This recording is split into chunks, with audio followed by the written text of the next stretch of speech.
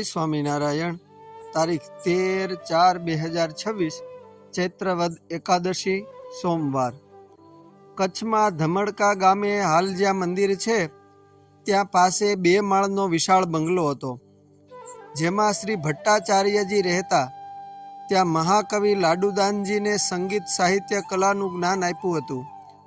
પાછળથી લોકો તે બંગલાને પૂર્વે પિંગળશાળા કહેતા હતા। લાડુદાનજી ત્યાં સંગીત સાહિત્ય કળા શાસ્ત્ર વગેરેનો સંપૂર્ણ અભ્યાસ કરી ત્યાંથી ચાલવાની તૈયારી કરવા લાગ્યા। પણ દરબાર લઘુબા ઉર્ફે લાધાજી અને તેના કુંવર રાયધણજીએ અતિ પ્રેમે સહ આગ્રહ કવિરાજને રોકી રાખ્યા। કુમાર રાયધણજી અને લાડુદાનજી સવારે ઘોડે સવાર થઈ નજીકના જંગલ પાછળના વિશાળ મેદાનમાં અશ્વો ખેલવતા, તલવારની પટ્ટાબાજી વગેરે હથિયારો વાપરવાની તાલીમ લેતા। આમ કસરત કરી આવીને બંને જણા 10 શેર દૂધ ઊભા ઊભા પી જતા હતા। સત્સંગમાં આવ્યા પછી પણ શ્રીજી મહારાજ પોતે પતર ભરી ભરીને લાડુદાનજી એટલે કે બ્રહ્માનંદ સ્વામી ધરાઈ રહે પછી આગ્રહ કરતા ન પીતા ત્યારે માથા ઉપર રેડતા। એટલું જ નહીં પણ મહારાજે બંને આચાર્ય મહારાજશ્રીને પણ ભલામણ કરીને કહ્યું હતું કે આ તમારા કુળના દશોંશી છે, માટે તેને ખૂબ દૂધ પાજો। લીય ન લીએ દિયે પરાણે હરી પીરસે હાથડે, નાના પાડે ઠામ સંતાડે તેને તેરેડે માથડે। ધમડકા દરબાર લાધાજીના દરબારમાં 2 અનાદિ મુક્તો હતા। એક તેમના કુંવર રાયધણજી અને બીજા કરણીબા। તેઓ શ્રી રાયધણજીના ભોજા એટલે કે ભાભી થતા। એ બંને મુક્તો લાડુદાનજી ઉપર અસાધારણ હેત રાખતા।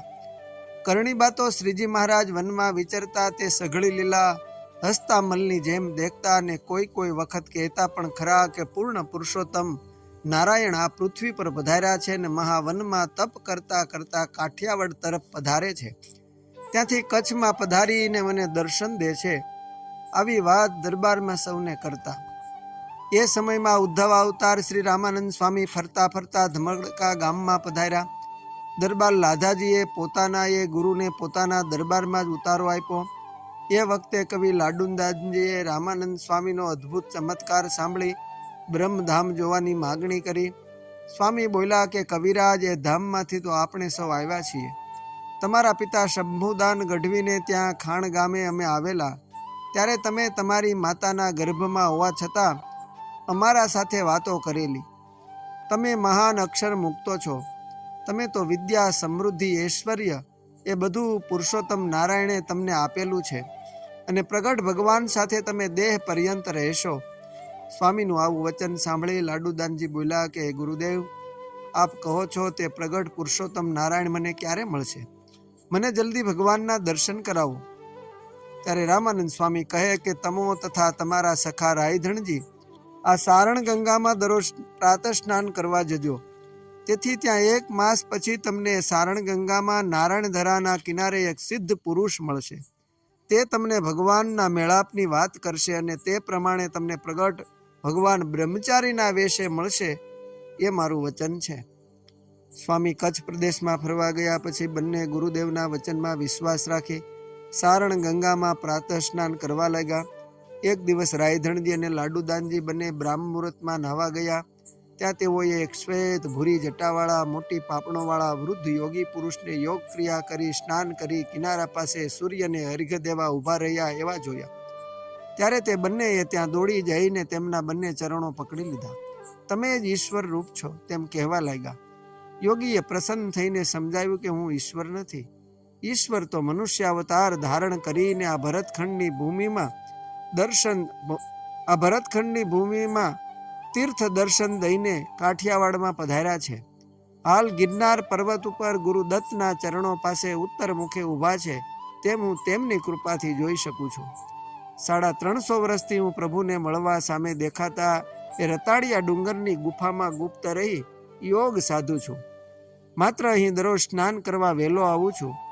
350 વર્ષની તપશ્ચર્યાના ફળરૂપે આકાશવાણી થઈ છે કે તમને આ નદીના કિનારે સાક્ષાત પૂર્ણ પુરુષોત્તમ ભગવાન આવીને મળશે। તે અવધિ હવે નજીકમાં આવી છે, તેથી હું દરરોજ દહાડે ગણું છું। એ સાંભળી બંનેએ ઈશ્વરના અમને પણ સાક્ષાત દર્શન કરાવો તેવી હઠ લેતા યોગીએ તેમના પર પ્રસન્ન થઈને કહ્યું કે આવતા શુક્લ પક્ષમાં એકાદશીના દિવસે તમારા ગામની પશ્ચિમે દૂર એક 3 પંખો ખીજડો છે, ત્યાં મધ્યાહને યોગી વેશે તમને બંનેને પ્રભુ મળશે. એ વચન મારું છે, તે ખાલી નહીં જાય. શ્રદ્ધા રાખજો.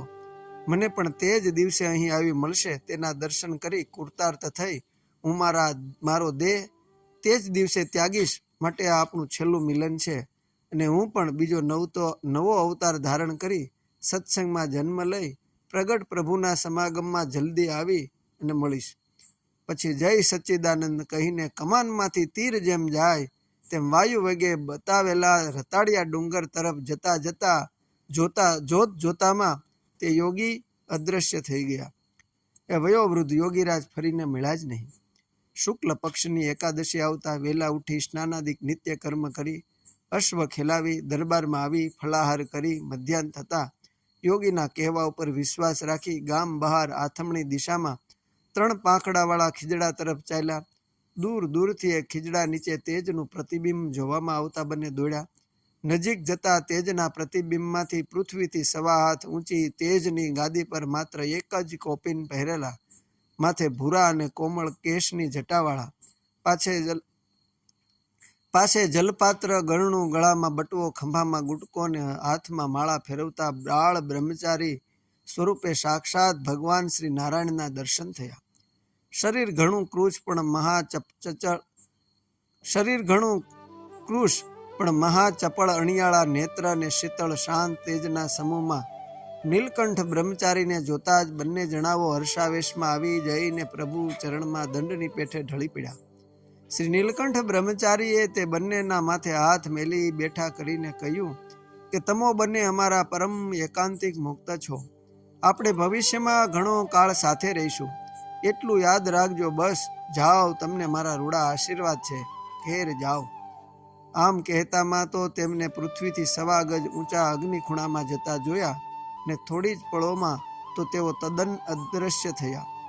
બંને મુક્તો પ્રગટ પ્રભુ મળ્યા તેના સુખમાં અને પ્રભુ વિયોગના દુઃખમાં પરસ્પર વાતો કરતા દરબારમાં આવ્યા.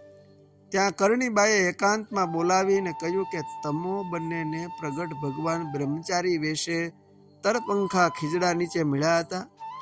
તે પ્રથમ યોગીરાજને નદી કિનારે દર્શન દઈ તેના મનના મનોરથ પૂર્ણ કરી આપણા દરબારમાં આવીને આ ગોખમાં વિરાજ્યા અને મારી પાસે બેસી દૂધપાન કરી તમોને ખીજડા નીચે દર્શન દઈ અંતર ધ્યાન થઈ ગયા.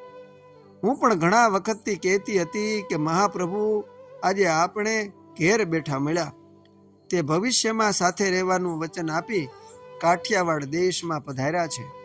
અસ્તુ. જય સ્વામિનારાયણ. બ્રહ્મ સંહિતા અધ્યાય 1 પ્રકરણ 5 માંથી